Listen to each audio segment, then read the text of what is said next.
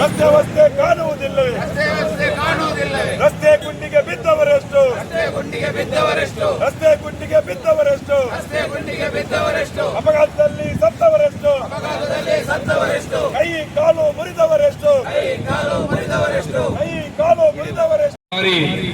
ಪ್ರತಿಭಟನೆಯನ್ನ ಮಾಡಿ ಈ ಒಂದು ರಸ್ತೆಯನ್ನ 1ನೇ ಸಿದ್ದರಾಮಯ್ಯ ಸರ್ಕಾರ ಈ ರಸ್ತೆಯನ್ನ ಷಡ್ಪಥ ರಸ್ತೆಯಾಗಿ ಅಭಿವೃದ್ಧಿಪಡಿಸಲಿಕ್ಕೆ ಶಿಲಾನ್ಯಾಸವನ್ನು ಮತ್ತು 60 ಕೋಟಿ ರೂಪಾಯಿಯ ಅನುದಾನವನ್ನು ಕೂಡ ಒದಗಿಸಿ, ನಮ್ಮ ದುರಾದೃಷ್ಟ 2018ರಲ್ಲಿ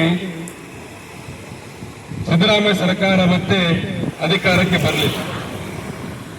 ಬೊಮ್ಮಾಯಿ ಸರ್ಕಾರದ ಕಾಲದಲ್ಲಿ ನಮ್ಮ ಕ್ಷೇತ್ರದ ಶಾಸಕರಾಗಿ ಭರತ್ ಶೆಟ್ಟರು ಆಯ್ಕೆಯಾದ ಮೇಲೆ ಈ ರಸ್ತೆಯನ್ನ ಷಡ್ಪಥದ ಬದಲಿಗೆ ಚತುಷ್ಪಥ ರಸ್ತೆಯಾಗಿ 4 ಲೈನ್ ರಸ್ತೆಯಾಗಿ ಅಭಿವೃದ್ಧಿಪಡಿಸಿದ ಸಾಕು ಅಂತ ಹೇಳಿ ಮುಗಿಸಿ 1 ವರ್ಷ ಆಗಿದೆ. ನಾವು ಇದನ್ನ ಈ ಸುರತ್ಕಲ್ MRPL ವರೆಗೆ ಕೈಕಂಬ ಜಂಕ್ಷನ್ ವರೆಗೆ ಈ ಚತುಷ್ಪಥ ರಸ್ತೆಯ ಜವಾಬ್ದಾರಿಯನ್ನ ಮಂಗಳೂರು ಮಹಾನಗರ ಪಾಲಿಕೆಗೆ ವಹಿಸಿಕೊಟ್ಟು ನಾವು ಕೆಲಸ ಮುಗಿಸಿದ್ದೇವೆ ಅಂತ ಹೇಳ್ತಾರೆ. ಮಹಾನಗರ ಪಾಲಿಕೆಯವರು ಕೇಳಿದ್ರೆ ಇದು PWD ಅವರು ಮಾಡಿರ್ತಕ್ಕಂಥ ರಸ್ತೆ, ನಮಗೂ ಅದಕ್ಕೂ ಸಂಬಂಧ ಇಲ್ಲ ಅಂತ ಹೇಳ್ತಾರೆ.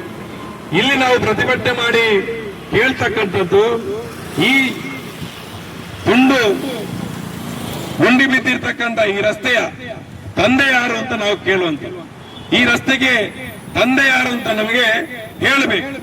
ನಗರ ಪಾಲಿಕೆಯವರು ಹೇಳಬೇಕು ಅಥವಾ ನಮ್ಮ ಶಾಸಕರು ಹೇಳಬೇಕು ಈ ರಸ್ತೆಯ ತಂದೆ ಯಾರು ಅಂತ.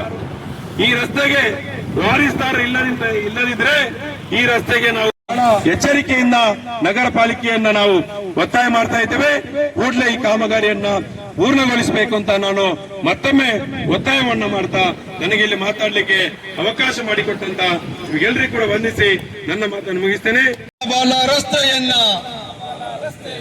ಸಂಪೂರ್ಣವಾಗಿ ಕಾಮಗಾರಿಯನ್ನ ಪೂರ್ಣಗೊಳಿಸಿರಿ, ಸಂಪೂರ್ಣವಾಗಿ ಪೂರ್ಣಗೊಳಿಸಿರಿ. ಸಾರ್ವಜನಿಕರಿಗೆ ಆಗುವ ತೊಂದರೆಯನ್ನ ಕೊನೆಗೊಳಿಸಿರಿ, ಸಾರ್ವಜನಿಕರಿಗೆ ಆಗುವ ತೊಂದರೆಯನ್ನ ಕೊನೆಗೊಳಿಸಿರಿ.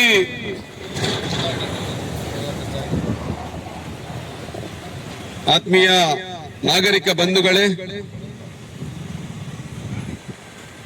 ಸುರತ್ಕಲ್ ಕಾನ MRPL ರಸ್ತೆ ಕಾಮಗಾರಿಯನ್ನ ಪೂರ್ಣಗೊಳಿಸಿ ಒತ್ತಾಯಿಸಿ ಇಲ್ಲಿ ನಡೆಯುತ್ತಿರುವಂತಹ ಅಪಘಾತಗಳನ್ನ ತಡಿಬೇಕು.